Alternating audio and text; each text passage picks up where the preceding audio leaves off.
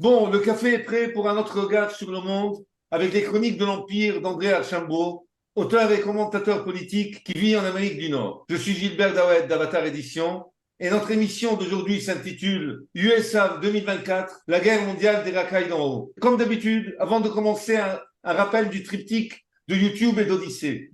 N'oubliez pas de cliquer sur s'abonner, la cloche des notifications et sur le pouce vers le haut. Ça, c'est le pouce vers le haut. N'oubliez pas aussi d'intervenir en postant vos commentaires et bien entendu d'acheter nos livres et de faire des dons mensuels ou ponctuels. Et merci d'avance d'être resté avec nous jusqu'à la fin. Café et c'est parti. Alors André, pourquoi ce titre? Tu sais, Gilbert, on est tous la racaille de quelqu'un et c'est terrible à dire, mais maintenant on vit aux États-Unis en particulier, c'est une guerre civile larvée qui ne dit pas son nom, où tout le monde est tout le monde. Alors ceux d'en haut voient ceux d'en bas comme de la racaille et ceux d'en bas voient ceux d'en haut comme de la racaille. Aujourd'hui, on va parler de la racaille qui crée des problèmes et qui crée des conflits. On pourra peut-être un jour parler de la racaille du bas, qui essentiellement essaie de réorganiser, du point de vue de ceux d'en haut, une révolution qu'ils ne veulent pas mettre en place. Alors, ce que je voulais dire aussi, c'est que nous avons, dans nos précédentes chroniques, en fait, touché trois sujets qui sont en plein dans le mille.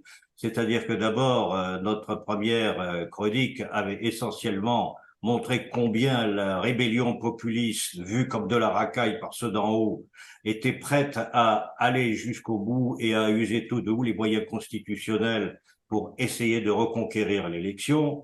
On a vu dans notre chronique numéro 2 comment ceux qui sont en haut et que ceux d'en bas considèrent comme de la racaille, qui ont utilisé essentiellement les dissolutions de l'intersectionnalité et du wokisme pour dissoudre la société et avoir une certaine emprise sur la population pour toujours, en quelque sorte, et pour mener à bien leurs politiques internationales d'hégémonie. Et puis la troisième chronique, elle-même, essayait de démontrer quels étaient internationalement, pour ceux d'en haut, donc la racaille d'en haut, comme tu les appelles, finalement, le moyen de produire des événements susceptibles de garder le pouvoir pour toujours, notamment en installant des néoconservateurs au pouvoir, quitte à les faire passer maintenant parmi ceux du clan républicain. La situation est en fait assez simple. On a une guerre civile avec ceux d'en haut et ceux d'en bas aux États-Unis qui effectivement n'arrivent pas à trouver son terme, et ceux d'en haut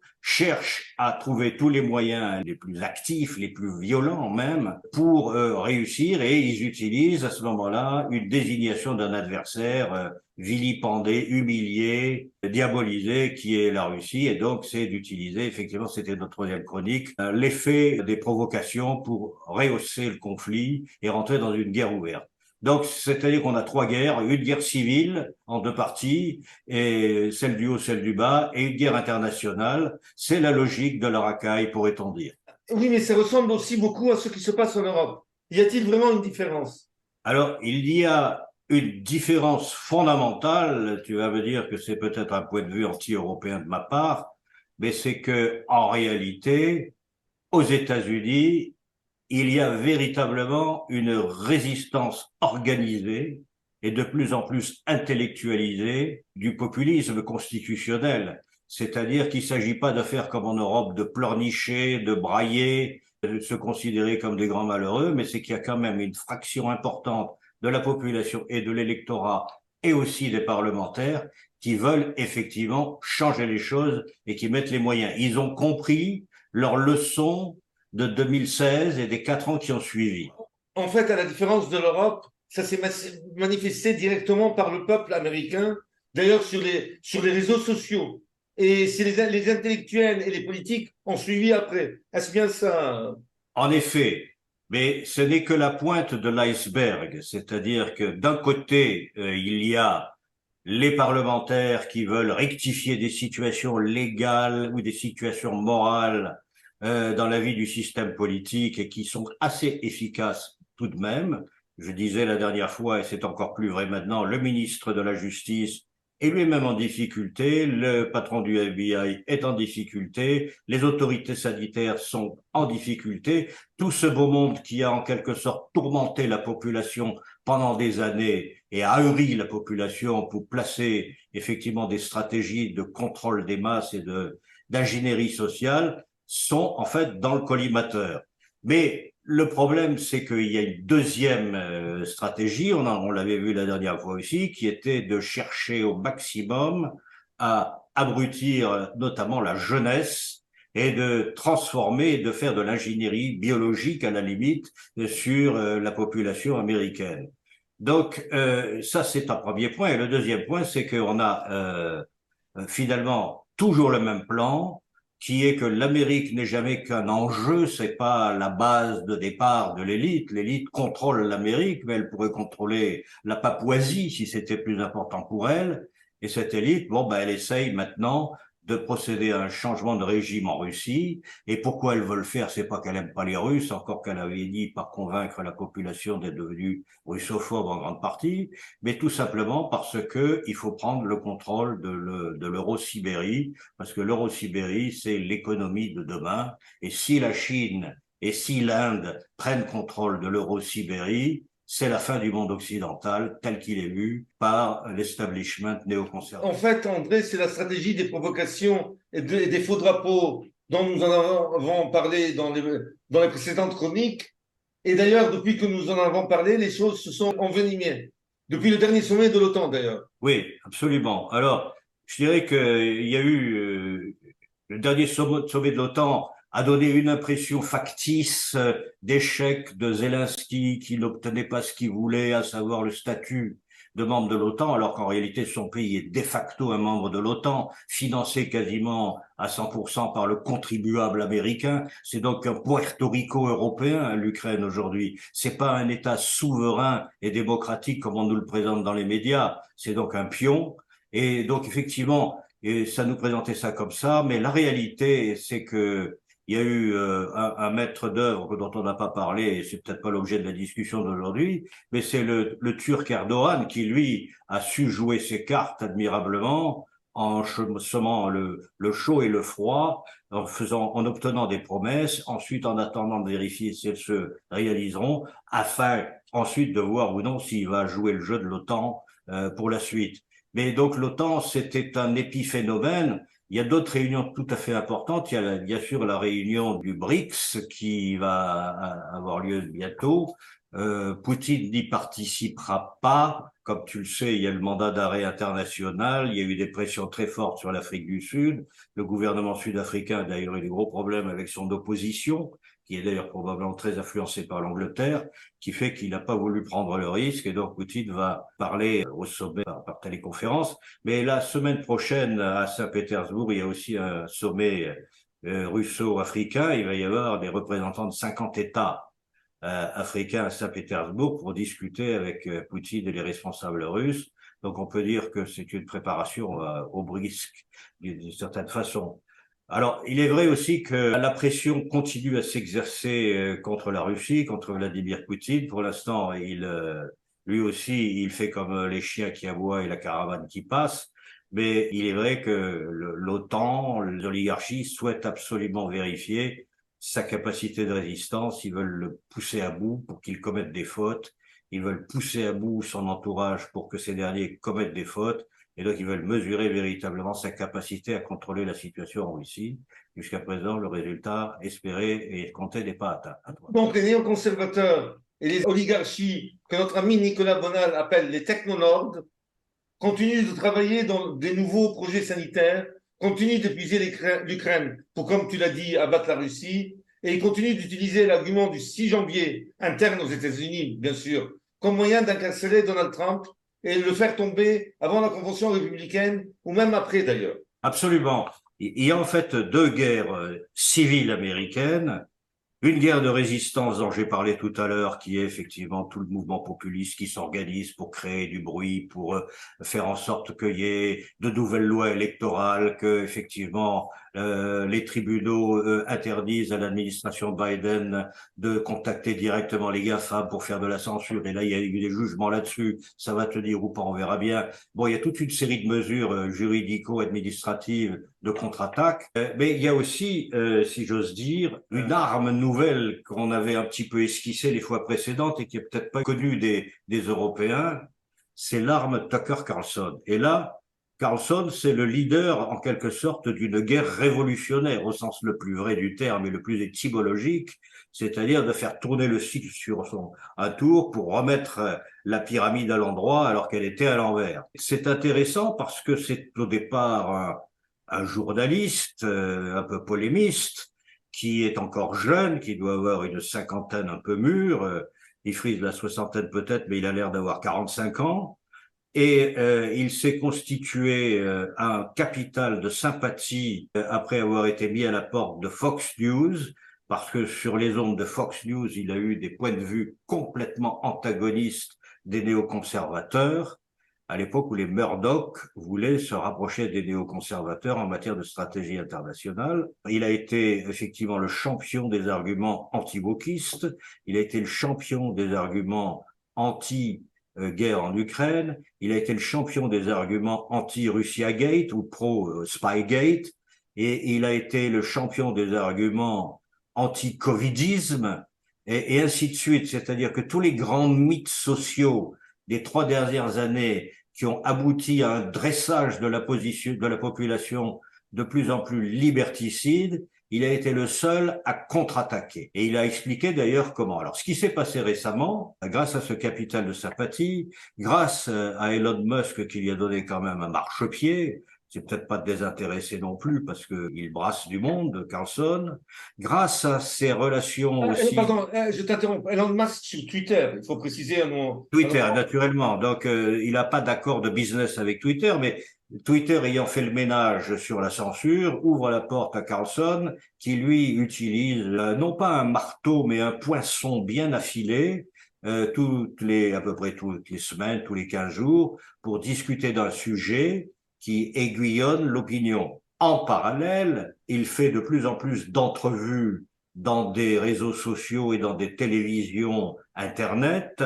Il a fait 2 choses là dans les jours derniers.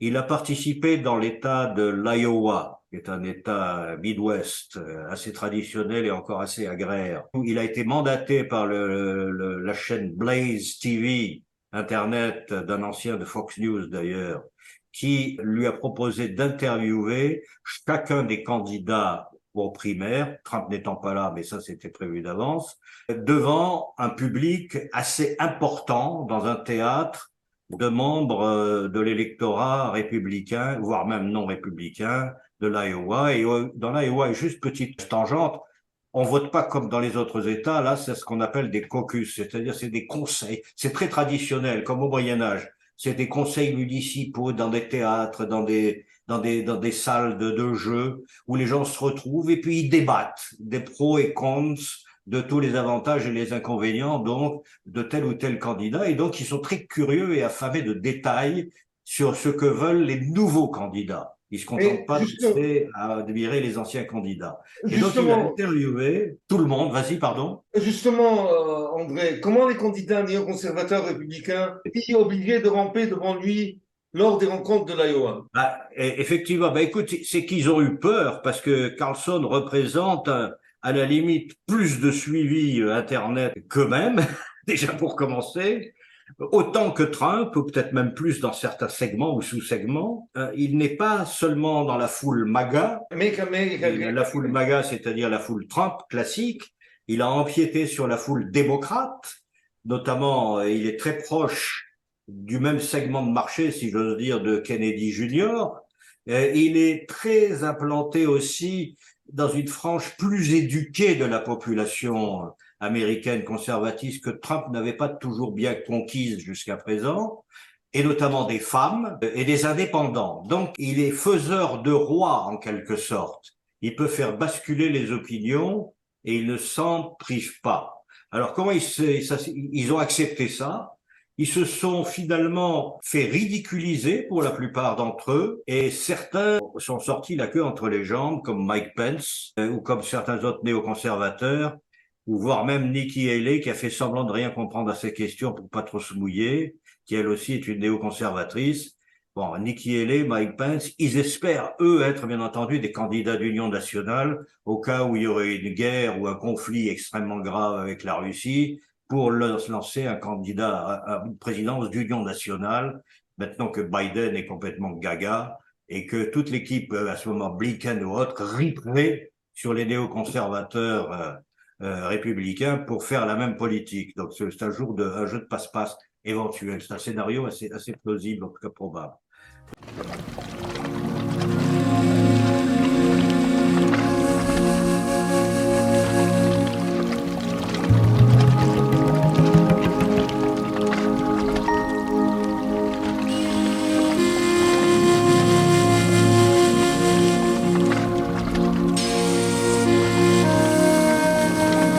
Tucker Carlson fait beaucoup pour Trump sans avoir lui-même le souci d'être candidat. Et en même temps, il a été capable de démontrer la nullité ou la vacuité d'un certain nombre d'entre eux qui se présentaient comme de grands pontifes internationaux. Il va de soi qu'il s'est fait beaucoup d'ennemis. Est-ce que tu n'es pas inquiet comme moi pour lui? Que je dirais que les dieux nous en préservent, mais tu mets quand même le doigt sur quelque chose d'un petit peu troublant parce que il est vraiment inconscient par moment parce que il est en tel désaccord sur tout ce qui a été instrumenté depuis des années et qui a même, j'allais dire, qui a été scénarisé comme un plan de scénario d'Hollywood, que ce soit la Covid, que ce soit l'Ukraine, que ce soit le 6 janvier.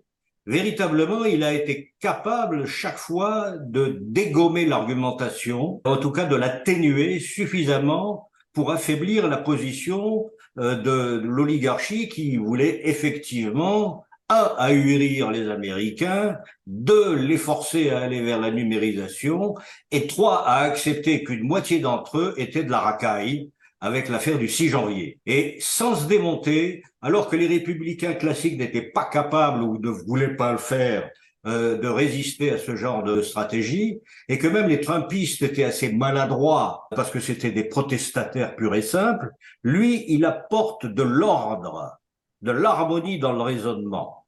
D'ailleurs, il dit toujours, qu'est-ce qui fait une civilisation?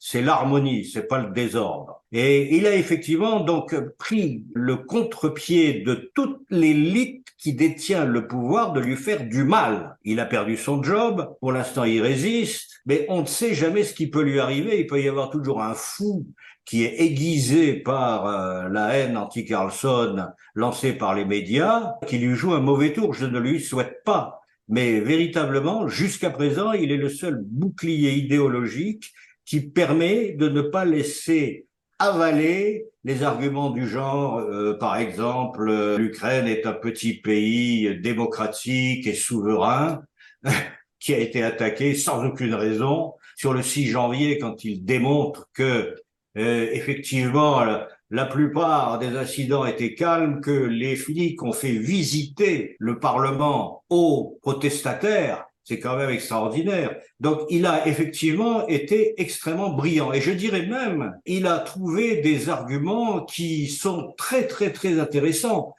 Par exemple, après avoir été dans l'Iowa, il est allé en Floride. Et il est allé rencontrer son ami Kirk, qui dirige Turning Point USA, qui est une fondation créée par ce jeune homme, qui est une fondation regroupant les jeunes des universités américaines qui ont besoin de matériel intellectuel pour résister non seulement à la censure dont ils sont les victimes dans les universités, mais même à la violence, parce qu'ils peuvent plus faire une réunion sans se faire matraquer maintenant.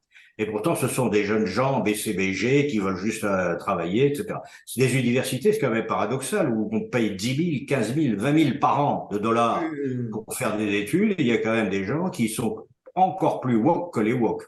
Donc, il est allé donc à la réunion organisée en Floride par Turning Point et il a fait un débriefing pour un public de 4000 personnes de ce qui s'était passé dans l'Iowa, qui d'ailleurs avait été vu par 10 millions de personnes sur les médias sociaux. Et là, devant ces 4000 personnes, il a décortiqué quelques-uns des arguments que je vais donner maintenant. Ce qu'il a commencé par dire, c'est que, et il a remarqué, mais ça on le sait, entre toi et moi, deux choses, c'est-à-dire que l'élite républicaine, et le peuple républicain, enfin les électeurs républicains, ne pensent pas la même chose. Il y a un écart considérable. Lorsque les interviews étaient terminées, il y a eu une espèce de présentation sur ça de tous les candidats, et il y en a deux qui, avec Carlson lui-même, ont eu quand même une standing ovation, c'est-à-dire tout le monde s'est levé pour les acclamer.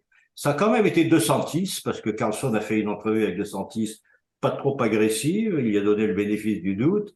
Et puis ça a été l'Indien qui s'appelle Vivek Ramaswamy, qui est un entrepreneur à succès, qui est déjà devenu riche, qui est donc un fils de l'immigration venant d'Inde et qui effectivement apporte avec lui son vécu culturel ramené avec sa famille et son espoir d'avoir une bonne vie aux États-Unis. Ce que je trouve assez paradoxal, pour l'instant, dans les candidats aux primaires où il y a des minorités issues de la diversité, c'est eux dans le Parti républicain. Il y a un candidat indien, un candidat noir et des femmes.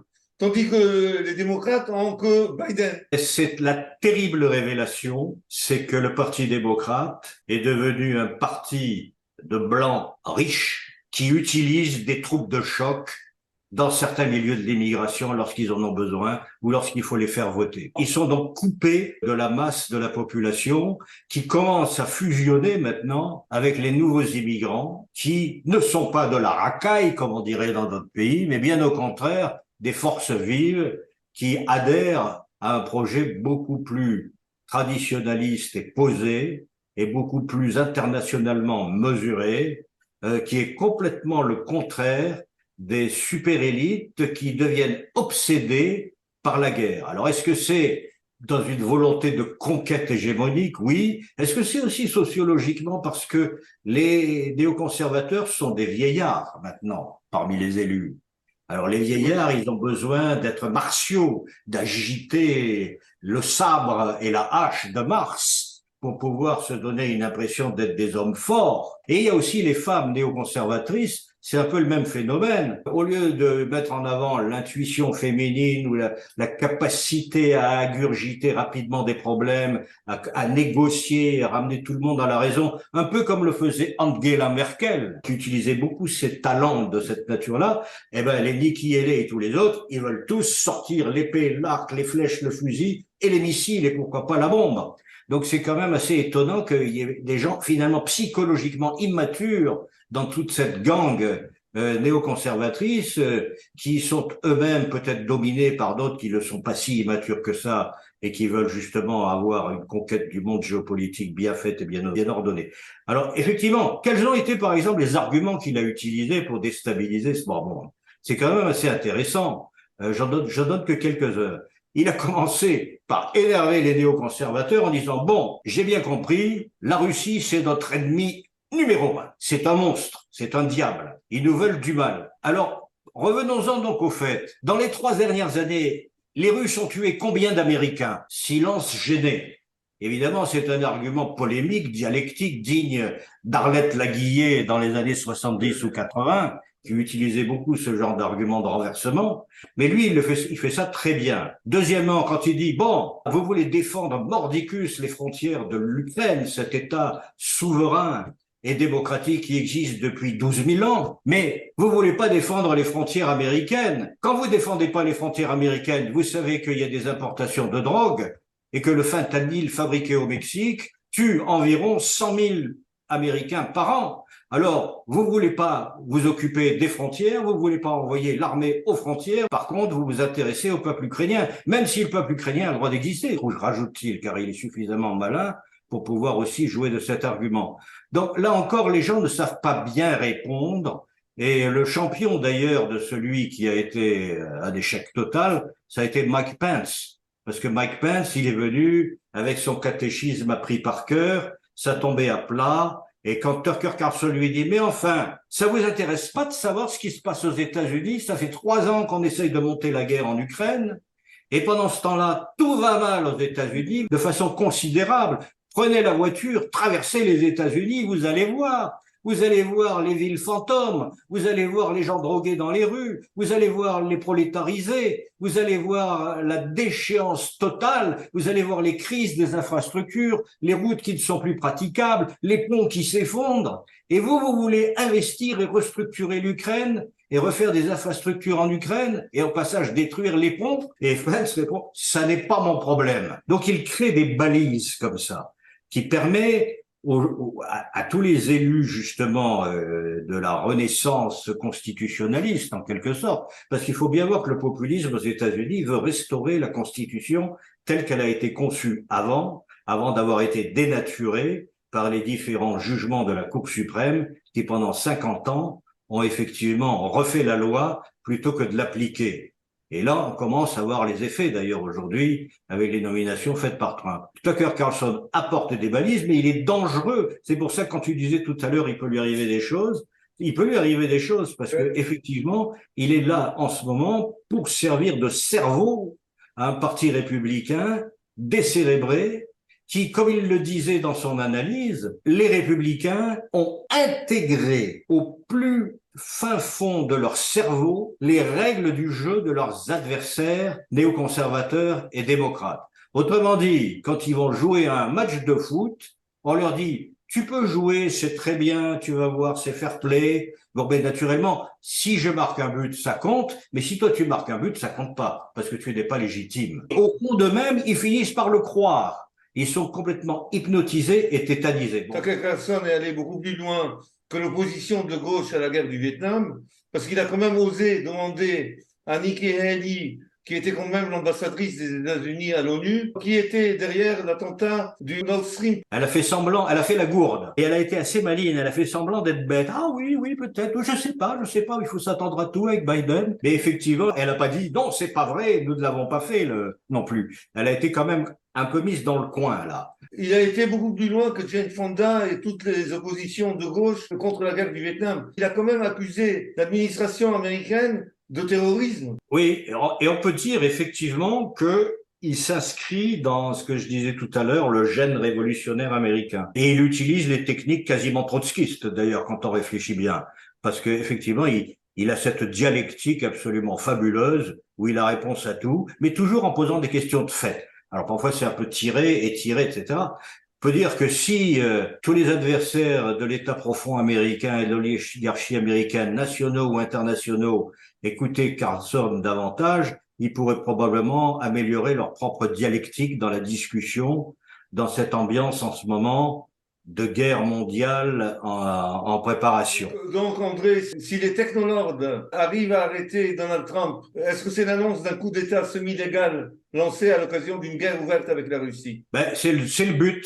C'est le but de la manœuvre. Alors c'est justement pour ça que Tucker Carlson, et je crois que ça peut être le mot de la fin, Gilbert, si tu es d'accord, que Tucker Carlson a vraiment mis en garde les auditeurs lorsqu'il a fait son speech de 45 minutes ou 1 heure, où il a résumé en quelque sorte toutes ses idées, la principale étant de dire « personne n'a le droit de m'imposer qui je dois haïr sur Terre », ce qui était un très bel argument, bien eu et bien monté. Personne n'a le droit de m'imposer un ennemi. C'est à moi de décider qui est mon ami, qui est mon ennemi en tant que citoyen. Et c'est à moi de vous poser des questions et de vous demander des comptes, surtout quand en plus je suis le contribuable. Quand je sais que les fonctionnaires d'un pays étranger, dirigés par des oligarques, sont payés par mon propre argent ou l'argent des contribuables américains, alors qu'on ne développe pas justement le corps des États-Unis. Alors effectivement, le coup d'État semi-légal, ça va dépendre de beaucoup de choses, mais si véritablement il y a une crise ouverte, si véritablement il s'organise, et il peut y avoir Trump arrêté, il peut y avoir Tucker Carlson qui voit le FBI débarquer chez lui demain, sait-on jamais, ça s'est déjà vu avec d'autres. Le deuxième argument qu'il a donné, là aussi, je pense que pour nos auditeurs, c'est important de bien comprendre ça. Dans un monde où les élites sont en train d'essayer d'ahurir au maximum les populations parce qu'elles ont trop de travail, parce qu'elles ont plein de choses à faire, parce que c'est finalement pas de leur faute de pas tout analyser, de tout décortiquer. Il dit finalement, moi-même je suis tombé dans le piège, je me suis mis en colère ô combien de fois, chaque fois qu'il y a une nouvelle invention woke, mais en réalité ce sont des mulettas du toréador qui sont là pour m'énerver, pour me